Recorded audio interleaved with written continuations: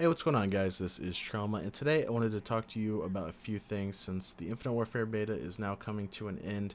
I wanted to take this time and talk about some of the things I liked and some of the things I didn't like, and kind of go over some of the things I hope they change when the full game is released. Now, since I'm going to be going over the negatives first, I do want to preface this by saying I played in both beta weekends and I absolutely enjoyed myself 100%.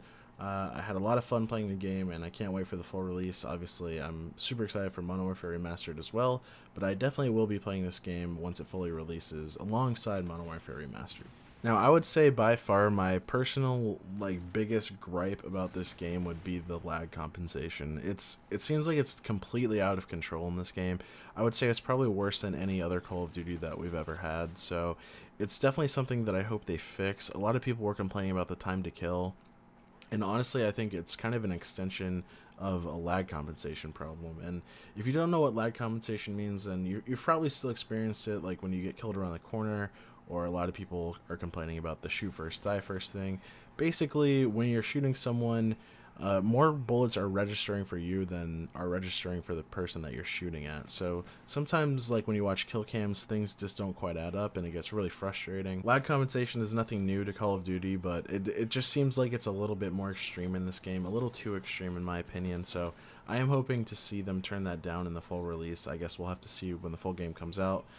Maybe it will be in the day one patch. I guess we literally can't know until the game comes out. They haven't really said anything about it. They have changed things like the time to kill. I was thinking maybe those two things might be tied in with each other, but as far as Infinity Ward is concerned, it seems like they think otherwise. But it is refreshing and kind of a good sign to see that they are changing things. So I do hope and expect some of these things to be changed. Now the second one I want to talk about is kind of two in one. It's about the variants, and I know I kind of talked about this in my last video with the pay to win video. If you want to watch that, I'll annotate it right now.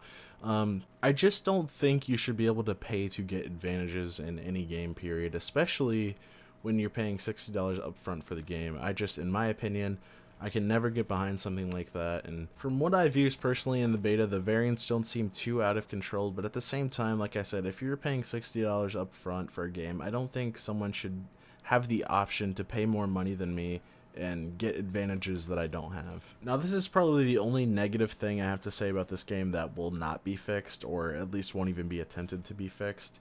Just because, I mean, Activision and Infinity Ward know the community's outlook on this particular subject. Everyone hates variants, everyone hates pay to win, everyone has hated this since Advanced Warfare, and then they started adding stuff like this in Black Ops 3. There was a lot of outrage back then, so I just don't think any amount of complaining and criticizing Activision and Infinity Ward for this will get this taken out of the game unless it reaches some insane breaking point. Then I honestly, even then, I think they're just making too much money off these things for it to stop. So I mean, the best thing we can hope for is that maybe in the next Call of Duty, it will at least be toned down a little bit, because I feel like it has been toned down from Advanced Warfare, but I think it's still a step in the wrong direction, because in Black Ops 3 they got rid of variants. I think actually in the beginning, Black Ops 3, Treyarch came out and said that it was only going to be cosmetic items, and then I'm guessing, and I don't have any insider information or anything, but I'm just guessing from an outsider's perspective that Activision probably saw all the money that they made with the variants and stuff from Advanced Warfare, and they're like, hey, we would enjoy making this money again. So they probably had Treyarch add some stuff into the black market, like the guns and stuff that you see in there now, other than just the melee weapons and the cosmetic stuff that was in there before. So I'm guessing Infinity Ward was probably told something along the same lines, that they needed to have some kind of, key and case system where you can earn them in game, but you also have the option to purchase COD points. But honestly, I think this is going to be a record low for COD points purchases, and even in Advanced Warfare, I think it probably had a good amount of purchases in Advanced Warfare, probably still a decent amount in Black Ops 3, and I think, honestly, in Infinite Warfare, it's going to hit an all-time low, so I think it'll make them reconsider for the next game, which is good. And like I said, if you don't like the direction that Call of Duty is going with the variants and the sort of pay-to-win-ish nature of the game, then the best thing you can do is just not buy them. I'm not saying you're a bad person or anything if you do enjoy Call of Duty and it's something you're really into and you like purchasing COD points and you like being able to open all the cases, I'm not saying anything bad about those people. I'm just saying, from my point of view, I don't like it, and if you don't like it, then you should probably not spend money, and hopefully it'll make Activision reconsider for the next game. Like I said, I think it will definitely be a record-breaking low for them as far as COD points goes, and I think at the very least it will be changed in the next game just because the money just won't be nearly the same. But obviously we will have to wait till next year to actually see if that's true. The next thing I want to talk about, like I said, it kind of ties into this point, is salvage. And I do think salvage is a pretty, I'm not going to say good direction, but it's better than Advanced Warfare. That's kind of why earlier I was saying it's a step in the right direction as far as this from Advanced Warfare, but a step backwards from Black Ops 3. I think salvage is cool, but you have to be able to earn more. And they have come out and said that it's actually an increased rate, what we're getting in the beta, so we're actually going to be getting even less salvage in the full game, which is, in my opinion, it's absolutely ridiculous. I think we should be getting at least, you know, say 25 to 30 salvage per game.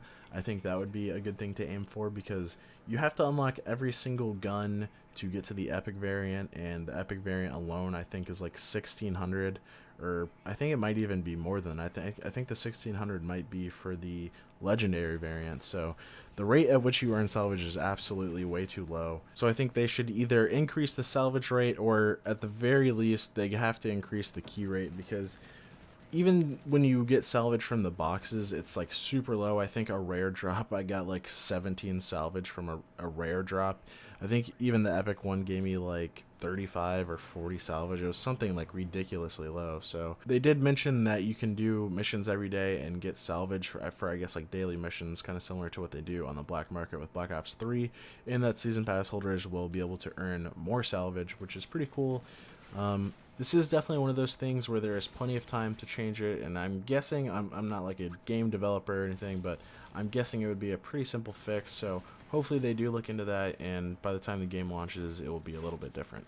Now, the spawns are also a problem that I had with this game, but I'm not going to harp on it too much because a lot of you guys know this is nothing new to Call of Duty, and the reason for that is spawn points are hard to judge, especially using the algorithm that Call of Duty does for spawning, and I've watched a lot of videos from people way smarter than me about the algorithms of the Call of Duty spawning, and the general consensus is that you need a lot of data before you can really judge how good a spawn point is. So this is another one of those things that I will definitely expect to be better over time.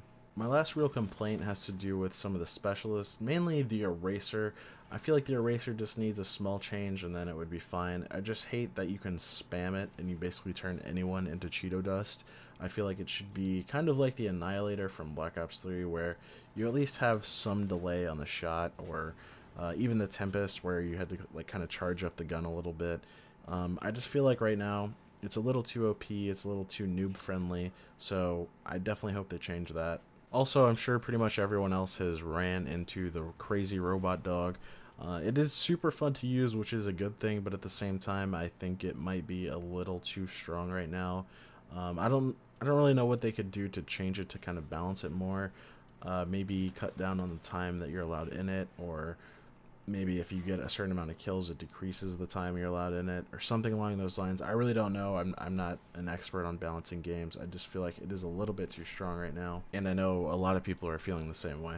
Now, I know it might be hard to believe at this point, but there are a few things I did enjoy about this game. One of them being the maps. I really did enjoy the 3-lane system. I've always enjoyed that system, and it's kind of refreshing to see an Infinity Ward game where I'm not wandering around the maps for like 10 minutes and I haven't seen anyone. So I remember in Ghost there were a couple maps like that, and it made me basically want to back out every time I saw one of those maps come up, so it's definitely a step in the right direction. I will say that the map Frontier, which is the map that you're seeing in this video right now, felt a little too hectic at times. I feel like it was just kind of put together oddly. There's a lot of hallways, there's also an underground area, it's like super small, it's really easy to spawn trap, and at the same time the spawns are always flipping, so it's hard to keep track of everything. It just felt kind of out of place, but at the same time I do think it's better than the alternative, to where in Ghost, like I said, I was wandering around for minutes at a time, not being able to find anyone. So I guess if I had to choose, I would definitely choose the smaller maps. I also really enjoyed how quick the loading times were. It's one of my biggest complaints in Call of Duty in general, where it seems like I play a game and then I spend a super long amount of time waiting in the lobby, and then I spend even more time waiting for the map to load. And I feel like in Infinite Warfare, you still sit in the lobby, you still have time to make classes and stuff, and at the same time you're not like waiting forever and ever and ever. So they definitely did a really good job on that. So that's gonna pretty much do it for me, guys. I hope you guys enjoyed the video. I know it seemed like I was complaining a lot, but I did genuinely enjoy my time with the game, and I can't wait for the full release, as well as Modern Warfare Remastered alongside with it. So hope you guys enjoyed the video. Please leave a like if you did. I will see you guys tomorrow with another video. See ya.